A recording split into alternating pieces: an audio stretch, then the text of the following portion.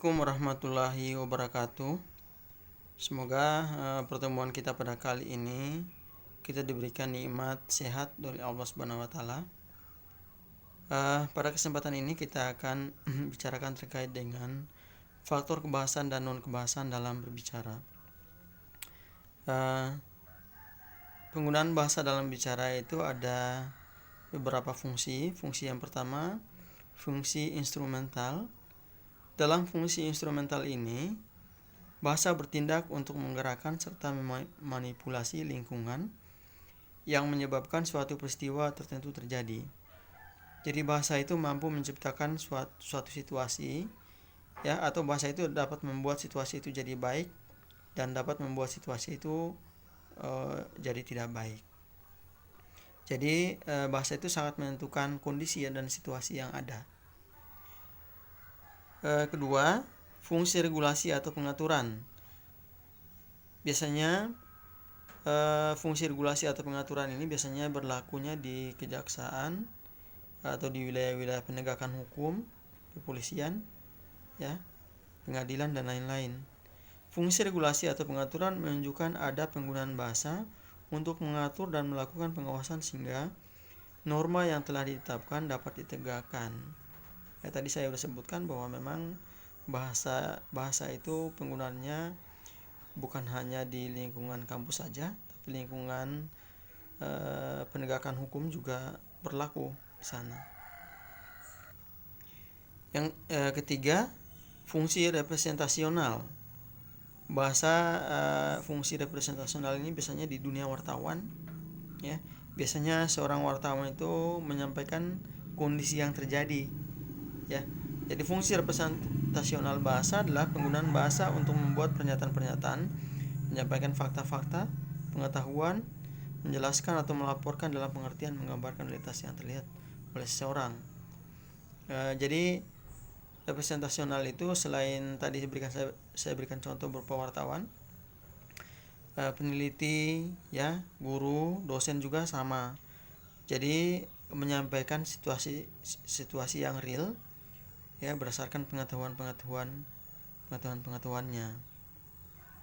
Contoh misalnya kondisi corona sekarang ini. Jadi seseorang itu menyampaikan berita tentang corona itu harus jelas bahasanya, harus jelas faktanya, harus jelas korbannya. Yang ketiga, fungsi interaksional. Fungsi interaksional, bahasa bertindak untuk menjamin pemeliharaan sosial, kontak komunikasi antara sesama manusia dalam kehidupan sehari-hari, untuk menjaga adanya hubungan sosial di antara mereka dapat tercipta dengan baik melalui pembicaraan atau komunikasi dengan menggunakan bahasa tertentu. Yang maksud dengan fungsi interaksional adalah bahasa itu mampu menciptakan harmonisasi antara sesama masyarakat sekitarnya. Fungsi bahasa interaksional ini juga sebagai alat untuk menciptakan kedamaian sesama personal, sesama masyarakat secara umum maupun sesama masyarakat yang satu dengan masyarakat yang lain. Makanya dalam kehidupan sosial kita butuhkan ada namanya lingua franca, bahasa penghubung antara semua suku bangsa yang ada di negeri ini. Fungsi personal ini bahasa itu adalah bagian daripada ungkapan emosi, bentuk daripada reaksi-reaksi dari seseorang dalam sanubarinya.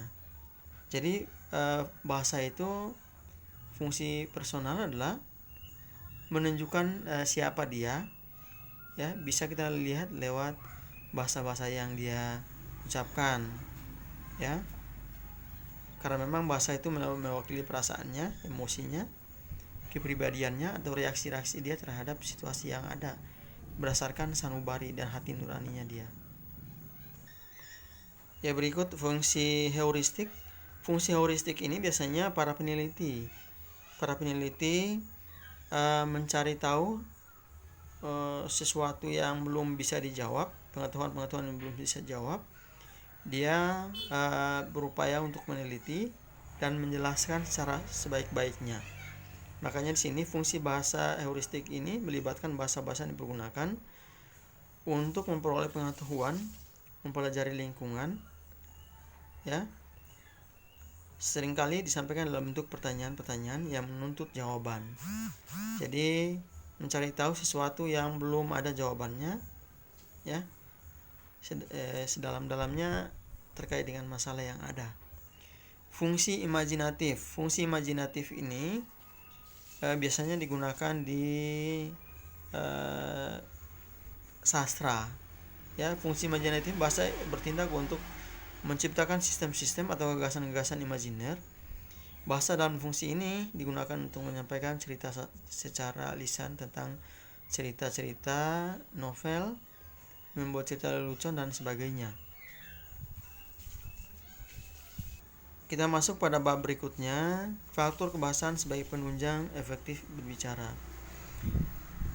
Ya, 1. Ketepatan ucapan. Jadi seorang pembicara, ya, atau kita sebagai pembicara, ketika menyampaikan sebuah informasi atau menyampaikan sebuah pesan, bunyi yang kita keluarkan dari mulut kita itu harus jelas, ya, harus jelas bunyinya. Jadi makanya pertemuan pertama saya sudah sampaikan bahwa gangguan pertemuan di mata kuliah fonologi, saya sampaikan bahwa gangguan alat ucap itu, misalnya gangguan bibir, gigi, lidah, ya, alat tekak, paru-paru, itu dapat mempengaruhi kualitas ucapan kita, kualitas bicara kita. Jadi kalau misalnya ada gangguan secara medis, ya, itu akan mempengaruhi kualitas ucapan kita. Yang kedua, penempatan tekanan, ya. Jadi penempatan tekanan, seseorang yang melakukan berbicara itu tekanannya harus jelas, tidak boleh tinggi, tidak boleh rendah, ya. Jadi sedang-sedang saja. Yang maksud dengan sedang-sedang saja itu tidak membuat orang jenuh, ya, tidak membuat orang malas mendengar dan lain-lain. Jadi penempatan tekanan itu sangat penting, ya. Kemudian yang ketiga, ya, masih ada hubungannya, yang maksud dengan nada, ya, tadi nada tinggi rendah itu sangat diperhatikan, ya. Jadi nada tinggi dan rendah itu tergantung daripada apa yang kita tekankan, ya, penekanannya kemana. Misalnya informasi yang perlu kita berikan tekanan yang tinggi, ya silakan.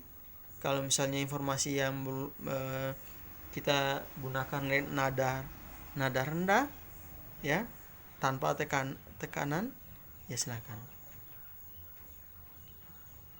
Berikut yang keempat, sendi, ya.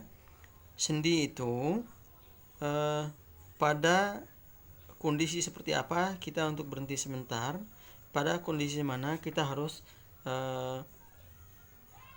cepat menyampaikannya. Jadi sendi itu semacam titik berhenti, ya, titik berhenti. Makanya ada istilahnya jangan ngerocos saja. Jadi ada titik mana harus kita berhenti. Kemudian yang kelima, durasi sesuai dengan pilihan kata atau diksi. Ya, ini kadang kita tidak perhatikannya. Jadi pilihan kata itu harus sesuai, karena memang bahasa lisan ini sering kecenderungannya tidak baku. Akhirnya pemahaman orang terhadap kalimat-kalimat yang kita gunakan itu agak sulit. Makanya seorang pembicara dalam menyampaikan sebuah informasi, dia harus lihat dulu siapa orangnya, ya, latar belakang pengetahuannya seperti apa, ya, latar belakang sosial seperti apa. Jadi kalau misalnya kita menyampaikan sesuatu itu, kita lihat dulu siapa orangnya, pilihan-pilihan kata yang mana yang cocok untuk kita menyampaikan padanya. Berikut faktor non kebahasaan sebagai penunjang keefektifan berbicara. 1. Sikap yang wajar, tenang dan tidak kaku. ya. Kadang kalau misalnya kita udah siapkan sekalipun, sudah menyiapkan poin-poin penting dalam pembicaraan, misalnya pada saat sambutan misalnya, terkadang kita ada yang sikap tidak wajar, seperti gayanya berlebihan, bahasanya berlebihan, ya. Kemudian yang kedua, tenang, ya. Kadang juga tidak tenang karena saking takutnya, ya. Kemudian yang berikut, tidak kaku. Jadi dalam menyampaikan sesuatu tidak selamanya harus tegas dan lain-lain, tapi harus diselingi juga dengan hal-hal yang bersifat membuat bercanda dan lain-lain, ya. Kedua, kontak mata atau pandangan harus diarahkan kepada lawan bicara. Jadi jangan sampai kita menyampaikan informasi terus pandangan kita tidak ke arah lawan bicara kita, karena memang itu syaratnya. Dalam komunikasi itu ada syaratnya, kita kontak mata kita harus kepada lawan bicara kita. Kemudian yang ketiga, kesediaan menghargai pendapat orang lain. Jadi kalau dalam hal berbicara, diskusi misalnya, jadi menghargai pendapat orang lain, karena memang prinsip komunikasi itu saling berbagi informasi. Yang keempat, gerak-gerik mimik yang tepat tadi, ya. Gerak mimik itu gestur. Jadi gestur kita harus tepat, ya. Saya sudah berikan contoh terkait dengan ketika kita ingin menyampaikan pendapat kita. Menurut saya kita tidak menunjukkan pada diri kita, tapi pada orang lain. Kenyaringan suaranya harus nyaring, ya. Jangan berkumur-kumur. Kalau bicara hanya berkumur-kumur, itu bukan komunikasi yang baik, karena memang fungsi dan prinsip-prinsip bicara tadi kita sudah pelajari. Berikut yang keenam, kelancaran, ya. Dalam proses bicara kita harus lancar mengucapkan kata-kata.